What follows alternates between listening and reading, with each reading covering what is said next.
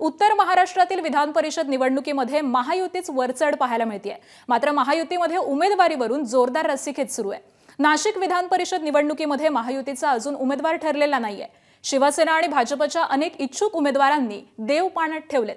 तर तिकडे अहिल्यानगरमध्ये राष्ट्रवादीतून भाजपमध्ये प्राजक्त तनपुरे प्रवेश करणार आहेत। त्यामुळे अहिल्यानगर विधान परिषदेसाठी त्यांच्या नावाची चर्चा आहे।